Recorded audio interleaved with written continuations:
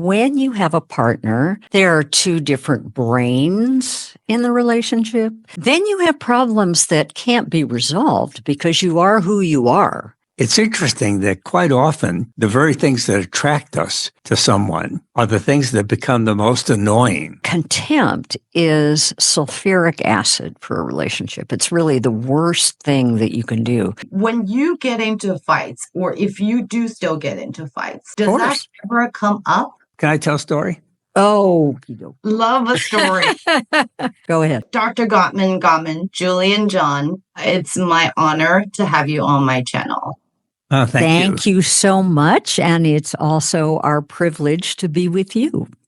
Well, let's dive into this topic because I was just thinking on my way over here that we grew up reading the fairy tales and watching Hollywood rom-coms. So couples usually overcome obstacles and difficulties to be together, and they live happily ever after.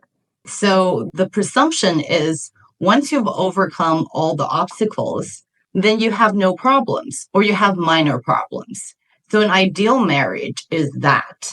But in your book and in your research, you talk about conflict being something that's inevitable, and that 69% of the problems cannot be solved. That's just mind-blowing. So can you tell us a little bit about that? And how are we supposed to go on with our relationships knowing that most of our problems cannot be resolved? The wonderful thing about conflict is that it can be a royal road to greater understanding of our partners when conflict is done well. And the reality is that when you have a partner, there are two different brains in the relationship, two different histories in the relationship. Even if you come from the same town or village, you're still going to have different families that you've come from, thus different experiences. So what that creates are typically different lifestyle preferences and different personalities. As a result, the differences between you can be sources of differences in opinion, differences in beliefs, differences in values, your thinking, your way of moving through time together. As a result, when those are different, as they almost always are to some degree, then you have problems that can't be resolved because you are who you are. And you really don't want to be together with your clone, right? Right. So how do you talk about those differences? That's really what we mean by conflict. Okay. So I think the number one thing people should know and understand is that conflicts exist in relationships, and that's normal. Right. Because I think a lot of times we head for a split or divorce because we assume this is not normal. This is not healthy. But your research indicates that there are problems. There will always be conflicts, but you need to manage them.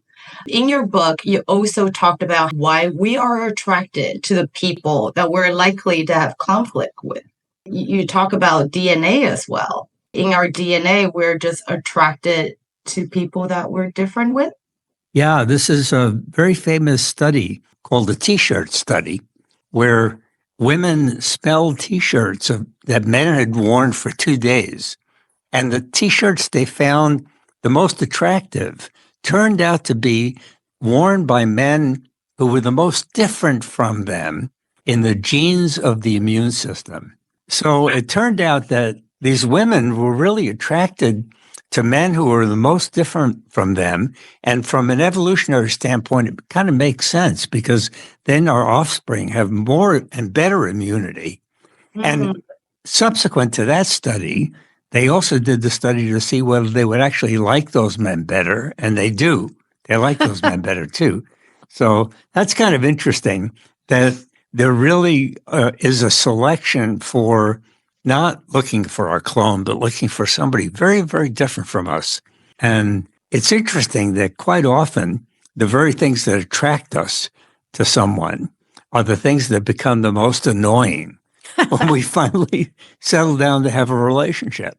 For example, he's attracted to her because she's so extroverted and lively, and he's a very quiet guy, and she's attracted to him because he's so loyal and sensible and calm. And then they get together, and he thinks, does she really have to invite the whole church over every Sunday? There's so much noise. Does she have to be that extroverted? And she's upset because he's so quiet. He's not sharing his feelings with her, especially when he's stressed. And so the very things that sometimes attract us to people become sources of annoyance and irritation. Oh, absolutely. I've been with my husband for 30 years, since high school. And Wow. I can definitely attest to that. Our kids ask us all the time, why were you attracted to dad when you find this annoying? And I go, well, when we're in love, that was very attractive. The reason why I ask those two questions is because underneath my videos, there are always messages about why things aren't going well. Why are their partners not more understanding, or that their relationship, they just don't see to be in sync? And I think the preconception is that you live happily ever after all the time. Right. Happy couples do. So I think it's important for people to understand, even from a biological standpoint, you're attracted to people that you're different with. Right. And that therefore conflicts are inevitable. In your book, you talk about different conflict styles. And I think it's so important to understand ourselves before we step into a relationship, because ultimately every relationship is a relationship we have with ourselves. So if we understand what kind of fighting style, how we are when we face conflicts, it would help us tremendously in relationships. And so in your book, you talk about the 3 different conflict styles. Can you briefly explain them and let us know if we can work towards one that's more beneficial for our relationship? Or are they equally as good? Well, what we have found is that basically they all work. They're all good styles of conflict. The first is what we call avoidant, an avoidance style of dealing with conflict. And what that means is that basically you agree to disagree. You don't engage in intense, passionate discussion and expression of your feelings about a conflict. You may just say a couple of words, just a tiny bit about your feelings, but then there will be a comment like, okay, well, you feel that way, I feel this way, okay, well, let's just move on. And so that kind of style actually can work, especially when you are paired with somebody of a similar style.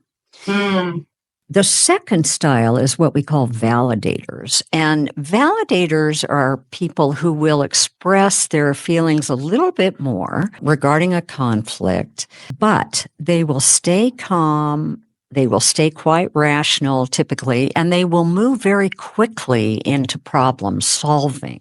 So again, you're not going to have that passionate, intense, loud, perhaps, expression of emotion. And that style works too. That style is just fine. It's remaining calm, but still talking out about a conflict and moving quickly into a solution. The third style is what we call volatile.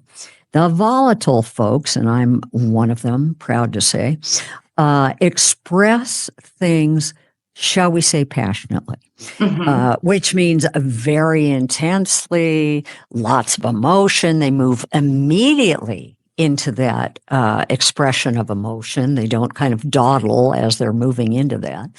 They really want all the feelings out there right away. They're very honest and open about their feelings.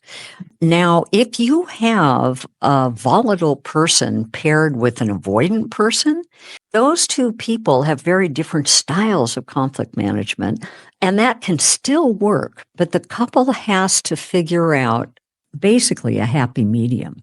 What does let's say, the volatile person need to do in order to not make the avoidant person run for the hills? When that volatile person says, we need to talk.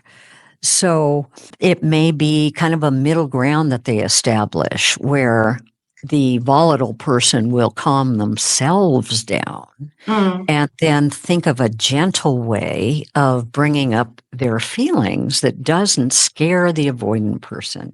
Meanwhile, the avoidant person needs to hang in there with a little bit of courage, even though they may feel anxious about listening to the other partner, and try to stay present with that other person in order to talk through what is uncomfortable for the volatile person.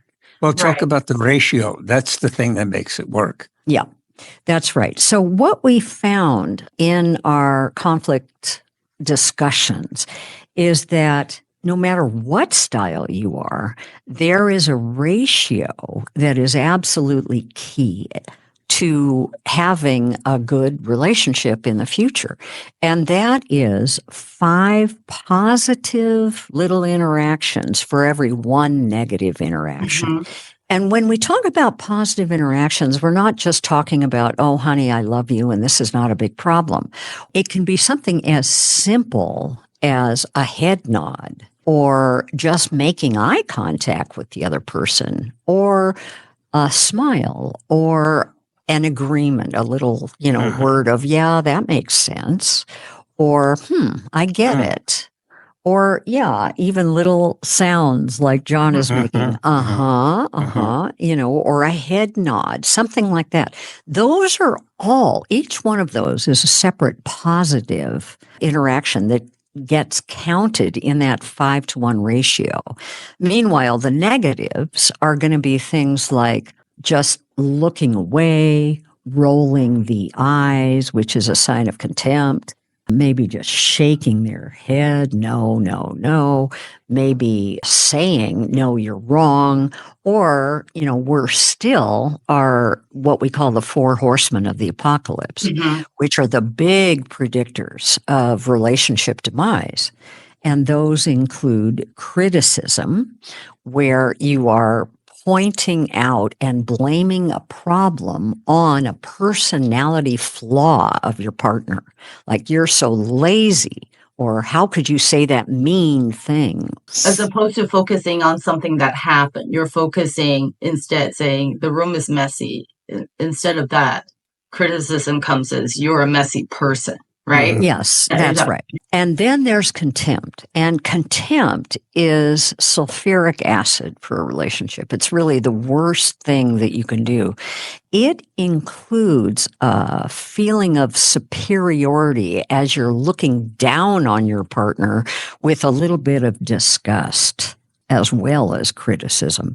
And that can manifest as calling your partner bad, nasty names, or using sarcasm with a cutting edge, or mockery, or, in fact, rolling your eyes, or lifting the left side of your mouth up like that and to the side. And if any of you have teenagers, I'm sure you've seen the last two, the eye roll and the little cheek raise. So, yeah. So those are the first two. The third is defensiveness, which means that you're trying to defend yourself against what feels like an attack. And you can do that either by denying what your partner is complaining about. I didn't do that. No, I didn't. Or counterattacking. Oh, yeah, well, you're just as bad. That doesn't work. And finally, the last one, the fourth one, is what we call stonewalling. And stonewalling means one partner is totally shutting down and becoming like a stone wall and not giving any indication to the speaker that they're actually listening and paying attention. So they may look away, they'll kind of freeze, their body won't move, no head nods, no positive indications that they're really listening to their It's partner. really ghosting, except in person. In person. Yeah, well said, Sherry. Yeah. That's right. And what we found out by looking at physiology was that when people are stonewalling, many, many times they're actually in fight or flight. Their heart rates are jumping up over 100 beats a minute while they're just sitting there listening to their partners. Their blood pressure may be going up. They may be sweating, or they may be feeling cold, but they're in fight or flight, which we call flooding. And that's a particularly male thing to do. That's Yep. stonewalling. Yep. Right. 85% of the time, it's a male who's stonewalling Yep. in A heterosexual conversation. couples. Yeah. But lesbians stonewall too. I feel And like that's again- something that I might have done as well at some point. Mhm. Sure. I mean, we all do occasionally. Right. Can we go back to the conflict styles? I was just thinking when you were talking about it, the volatile ones are the ones that are very passionate, right? And I feel that when I am like that, I sort of go between avoidant and volatile, like when I was younger, because you're so passionate about something, you're exhausted after you express yourself. Then sort of mentally you make a note, well, next time I'm just going to avoid the conflict. Right. I think later on in life, I sort of moved more towards validating like the conflict style. But I can sort of see I still switch back and forth depending on the topics. For example, That's a good if point. it's Yeah. politics, maybe it's avoidant. But if it's about my kids, then it's more Volatile. personal, I think. Full on. Full on, right? Yeah. Because, sometimes you think of your kids as a extension of you. So it's your inner child you're fighting for. So I'm wondering if that does happen with a lot of people, and if we can sort of adapt to our partner's conflict style. Because in your book, you talk about all the different combinations. You talked about stepping out of your comfort zone. Like if you're an avoidant person, just try to stay in that uncomfortable space and not run away as your basic instinct. I'm curious if your partner, whoever he or she might be, you might adapt to your partner's style.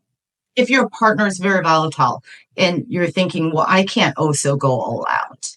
Well, that's what I was talking about just a few minutes ago when I said, if you're volatile and your partner is avoidant, how do you deal with that?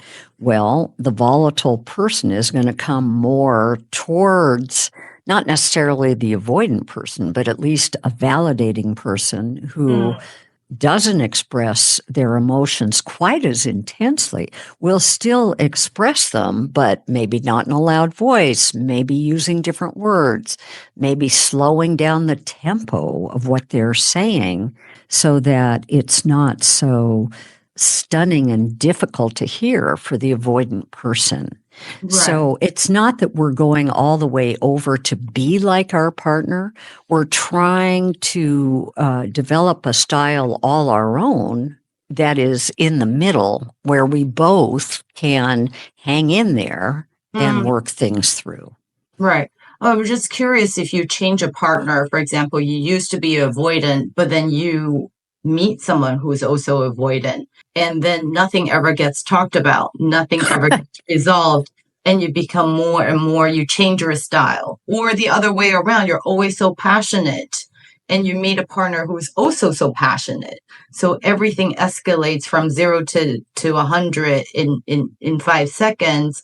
And then you sort of back away and say, you know what, I need to change my style and become more avoidant. I'm curious if you see that chemistry and how, if having a different partner may change your style of facing conflicts. There's some research by Andy Christensen at UCLA that suggests that people really shift depending on the topic of the conversation. And so a lot of times, if it's his issue that he's bringing up, he may be quite volatile. Whereas if it's her issue, that she's bringing up, he may be very avoidant, Mm. for example. That's So it. there is some evidence that people really change their style depending on if it's their hot issue or not, or somebody else's hot issue. Okay. No, because I'm thinking in my head, so many couples that I know, if you don't want something to escalate, Right. you change your style. Mm-hmm.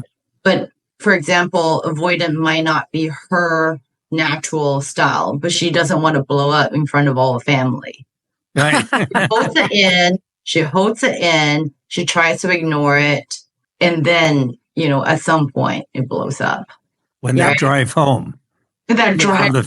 When they drive home from the family. Right. Yeah, the setting makes a big difference. But, I think it's really important to understand that when you are more of a volatile person and you're holding stuff inside, that's not going to work. It's never going to work. In fact, it can result in physical symptoms. The emotions will come out in what we call psychosomatic illness, Right. like headaches, backaches, stomach upset, ulcers, etc.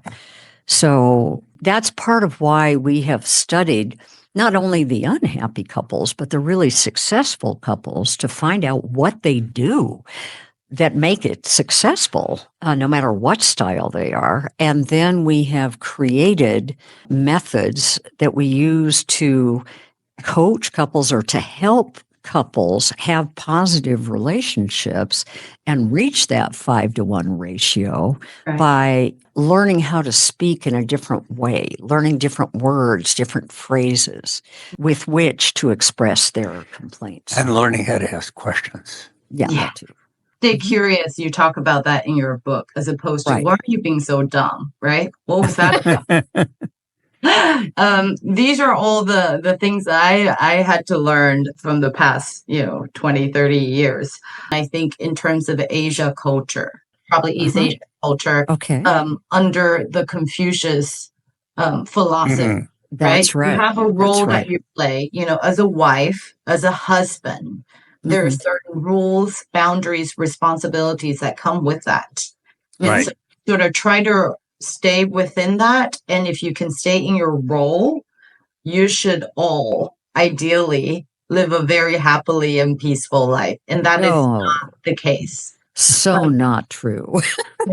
So we will see that manifest in maybe what you talked about, the 4 behaviors, the sarcasm, right? Contempt and all of that.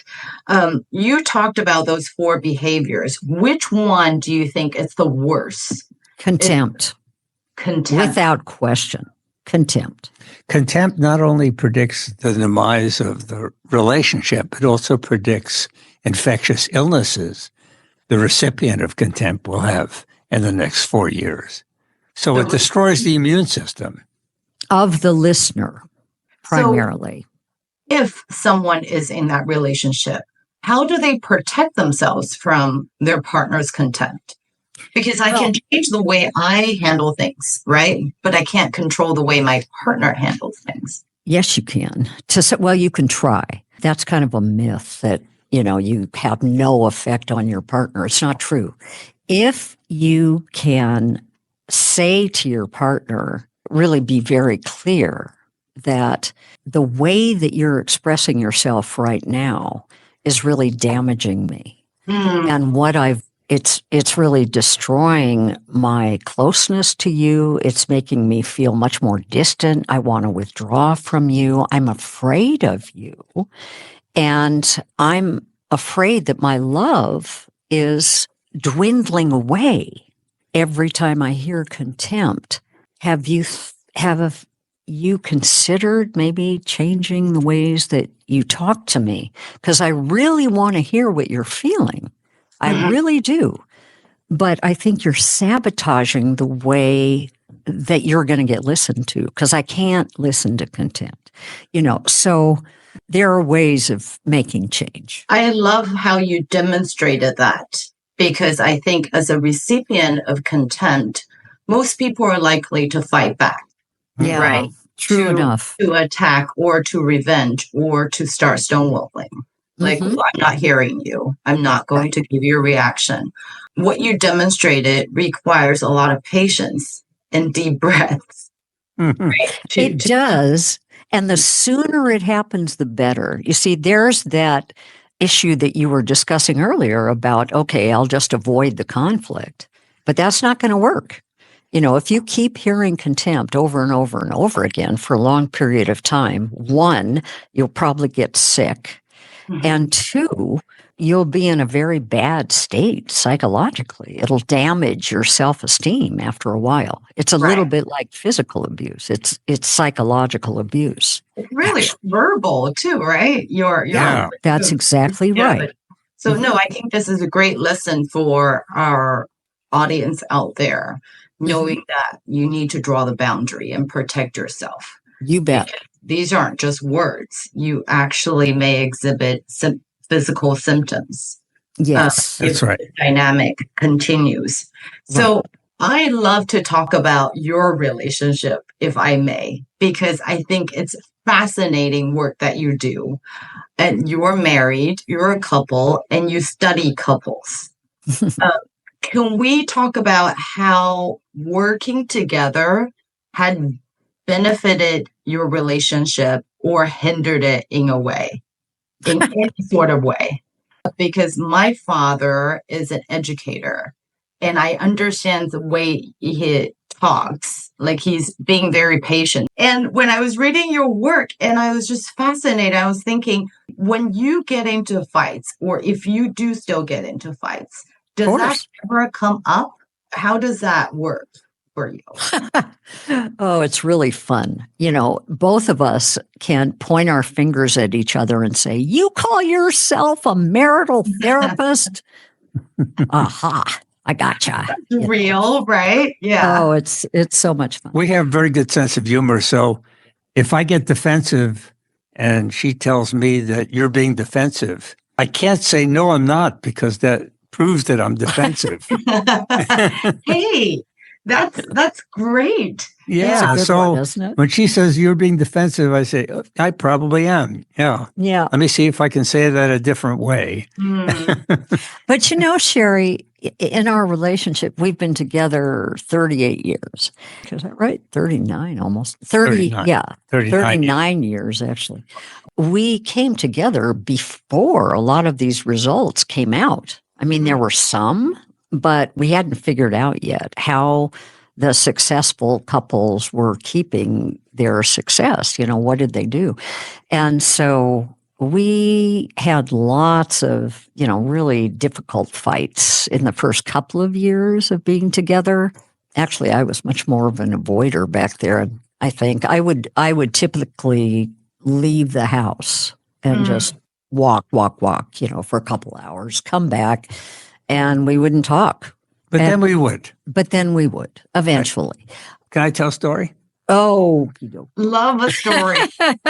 go ahead. So when we were first married, I was driving home from work and I was thinking, did we pay the plumber?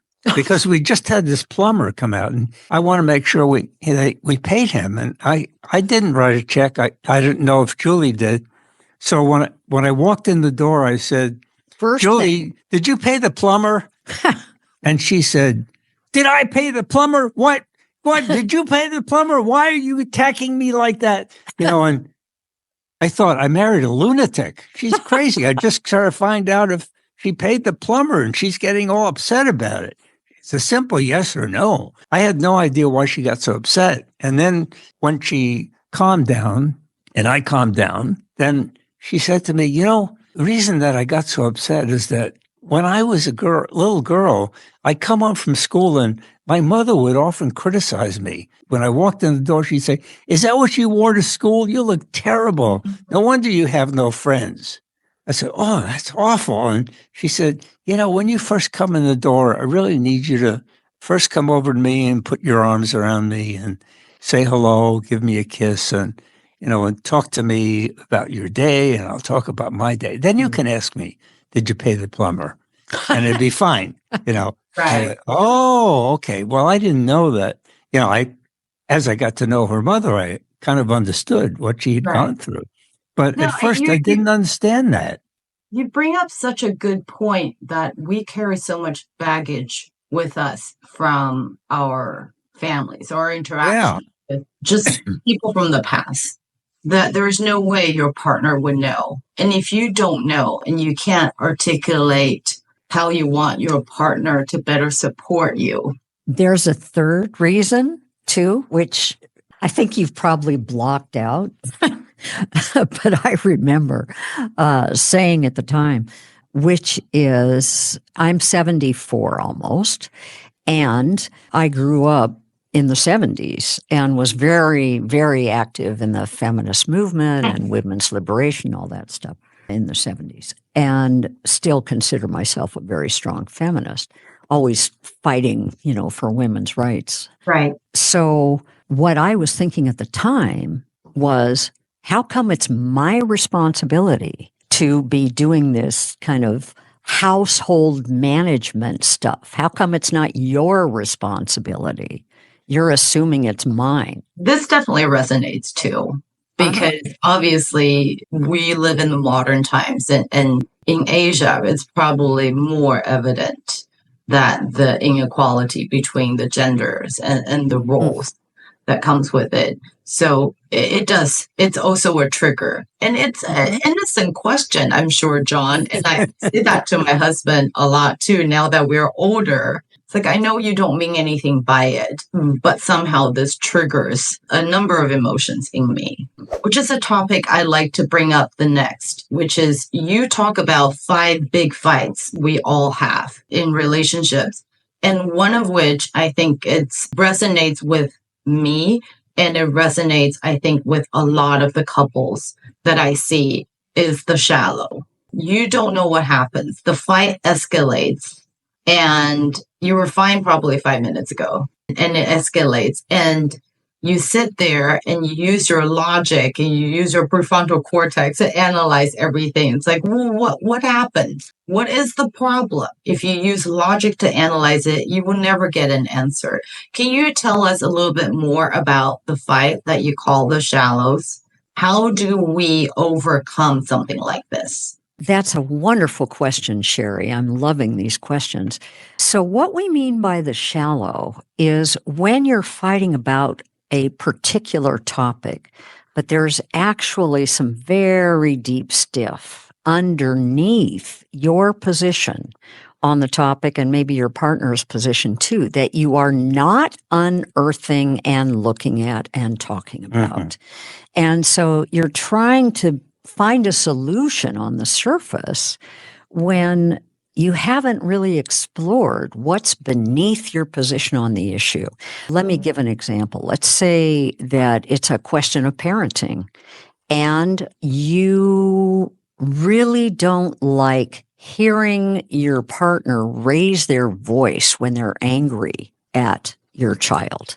It really, really bothers you. And so you're saying to your partner, I don't want you talking loudly to our little boy.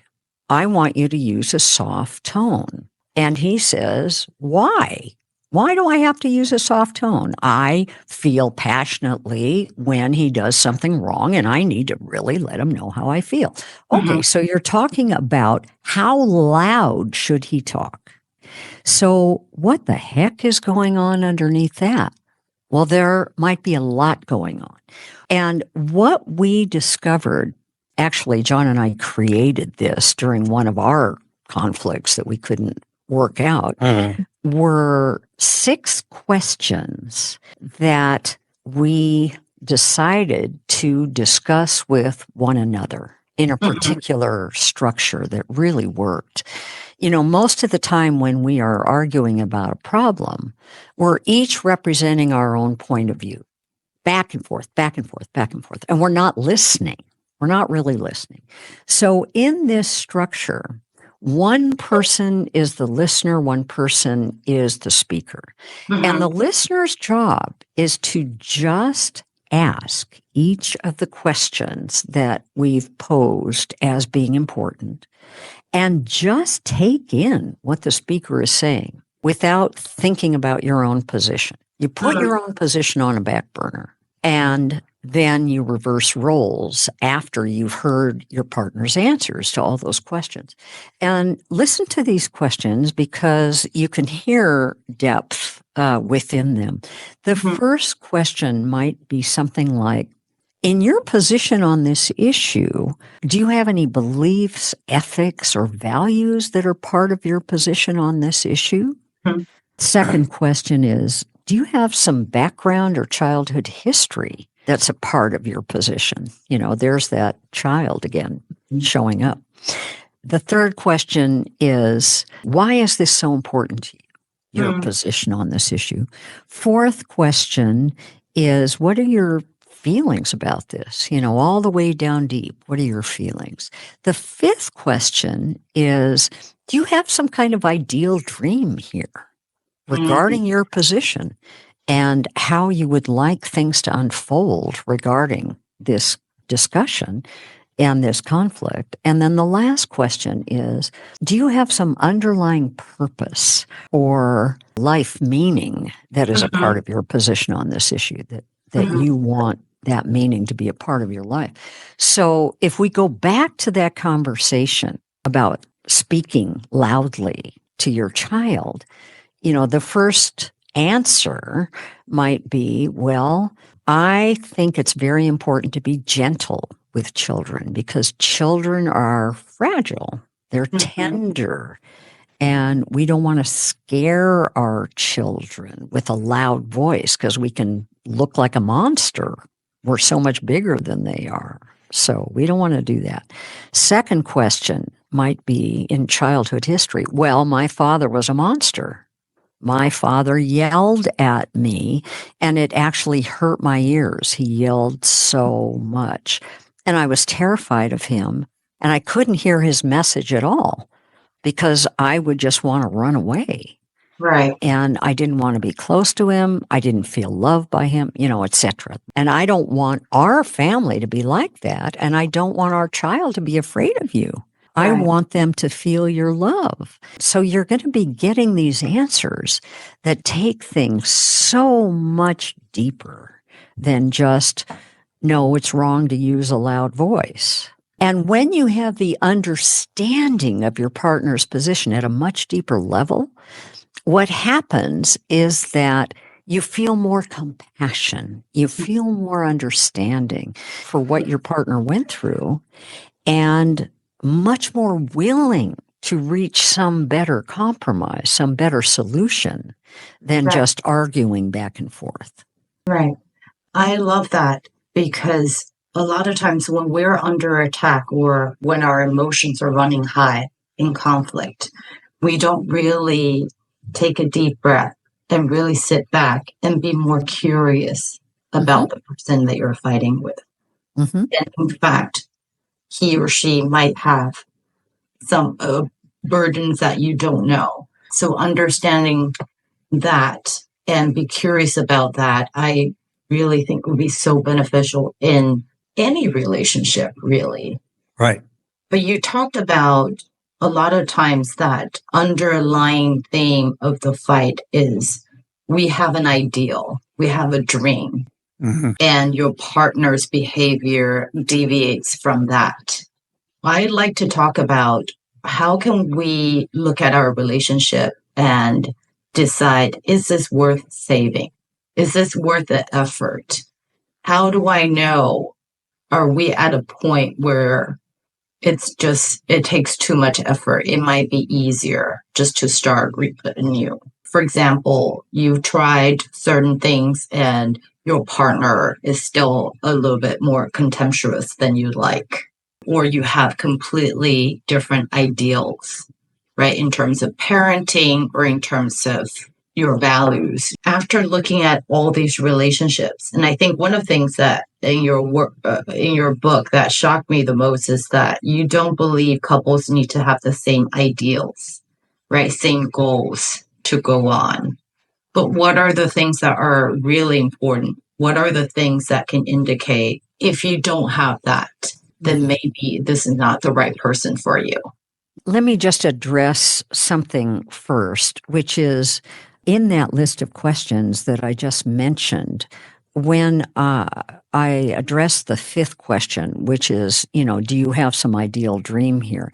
It's not an ideal about the relationship itself. It's an ideal dream for you pertinent to this particular issue. Right. And your position. Yeah, and your position on the issue. Okay, so coming back to what are some indicators that, it's over. One is you feel no love, and it's not no love or no caring or no respect for just a couple of days or maybe even a month or maybe even a few months, but it's gone, no matter what. You go into therapy, doesn't make a difference. You go on vacation, doesn't make a difference. Your partner starts giving you romantic gifts, doesn't make a difference.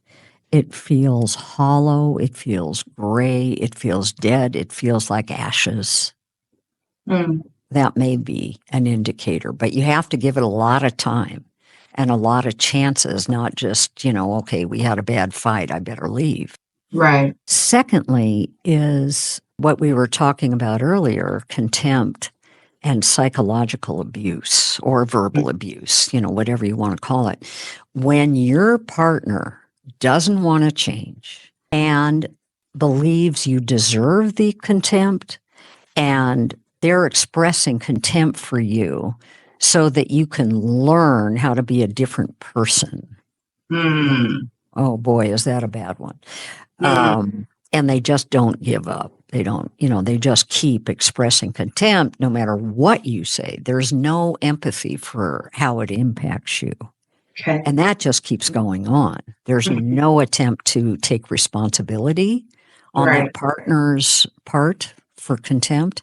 Time to go. Psychological abuse is very damaging over time. Right. Another one is physical abuse, of course. But there are two types of physical abuse. There's characterological abuse and situational abuse. Characterological physical abuse is when there's a very clear batterer, the perpetrator who's committing the abuse, and the victim. The perpetrator is blaming the victim for the abuse. Nothing the victim can do changes the abuse, no matter what they do. And the abuse is causing moderate to serious injury or harm. It's time to get out. Versus situational abuse, which is much more mild. Typically, what we've seen in our research is that both people will be violent. One will slap, the other one may throw something, maybe punch a wall, something like that. But both people are expressing a lot of negative stuff through their physical actions, and both are flooded. And both think it's wrong. Right. Both think it's wrong and both really want to change. Can I add another one? Yeah, go for it. If people don't take any responsibility for their part of problems, and they do that over and over and over and over again, it's always your fault. It's never their fault. I think that's a very good indicator that therapy will not work. If people keep doing that in couples therapy, then the relationship is doomed. That's my experience as a therapist. The ones that fail, it's one person is saying, nope, it's all your fault. I have no role in this. There's one more. I don't know what things are like in Taiwan or in Asia, but in America, it's a huge problem, and that's addiction. Addiction to alcohol, addiction to drugs, to serious drugs like opiates. Gambling. Addiction to gambling, addiction to sex even. The addiction itself is not reason to leave, but if somebody doesn't want to change and doesn't want to work on changing, then it's a problem. My final one is there are some times when one person's dream is the other person's nightmare. Oh, sure. Like one person wants to have children and the other person absolutely doesn't want to be a parent. there are some issues where there's just no compromise at all. One person wants to live in one country, the other one wants to live in an entirely different country. Some issues are deal breakers. Yeah. No, it sounds like there are a lot of reasons for people to leave, but I really think there are more reasons for people to stay. I think addiction, I just wanted to add to that. It's interesting because in Asia, maybe there's not as much of drug addiction as it is in the Americas. But I will say, if you are addicted to something that the society accepts, for example, work, you see that a lot more. So as a partner, it's hard for the partner to say, you're addicted to work. Like work is 24/7. It occupies every single waking moment, but it's acceptable by the society. So I think a lot of couples that I see have a harder time drawing boundary with that addiction. Yeah, that's right. You know, Sherry, we've taught in Korea 5 times. And we gave a couples workshop in Japan, you know, and so on. And so time to come to Taiwan. Well, we need an invitation. Oh my gosh. I have to get working on it. But please continue. But yeah, but in Korea and in Japan, actually, you know, what we saw, which was really heartbreaking, God, is that the rules of the society, the actual rules of jobs, a lot of jobs in those 2 countries, is that if you don't work 24/7, you're either laid off or fired, or you never get promoted. And it's like an absolute value. There's almost no flexibility in it for people, especially who are working in big businesses or corporations. It's just horrible. And it's horrible for the family.